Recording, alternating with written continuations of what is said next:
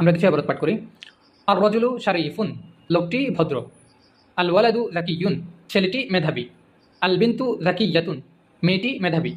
আত্তিফলু জামিলুন, ছেলে শিশুটি সুন্দর। ছেলে শিশু কেন হলো? কারণ তুফলু, যদি মেয়ে শিশু হতো তাহলে তুফলাতু হতো। আত্তিফলু সগীরুন, ছেলে শিশুটি ছোট। আত্তিফলাতু জামিলাতুন, মেয়ে শিশুটি সুন্দর। আত্তিফলাতু সগীরতুন, মেয়ে শিশুটি ছোট। আত্তিলমিদু মুজতাহিদুন, ছাত্রটি পরিশ্রমী। আত্তিলমিদাতু মুজতাহিদাতুন, ছাত্রীটি মেধাবী। হাযা বাবুন ওয়াসিউন, এটি প্রশস্ত দরজা। আল বাবু মাফতুহুন, দরজাটি খোলা। হাযা কমিসুন, এটি পোশাক অথবা এটি জামা। হাযা কমিসুন জাদীদুন, এটি নতুন পোশাক। আল কমিসু নাযীফুন, পোশাকটি পরিচ্ছন্ন।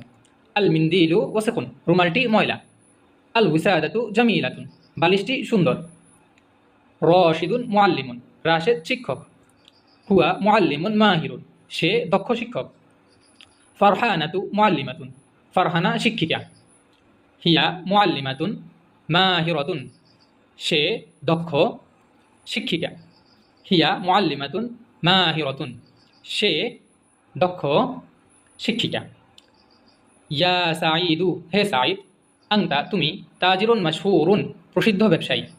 ইয়া লুবানাতু, হে লুবনা। আংতি, তুমি। ফাল্লাহাতুন ফাকিরাতুন, গরিব গরিব কৃষিকা। আংতি ইমরাতুন শরীফাতুন, তুমি ভদ্র মহিলা। উল্লেখ্য যে ইমরাতুন শব্দের শুরুতে আলিফলাম যোগ হলে শব্দটি পরিবর্তিত হয়ে আলমার আতু হয়, তখন আল ইমরাতু হয় না, এটি বরং হয় আলমার আতু। যেমন আলমার আতু শরীফাতুন, মহিলাটি বা স্ত্রী লোকটি ভদ্র।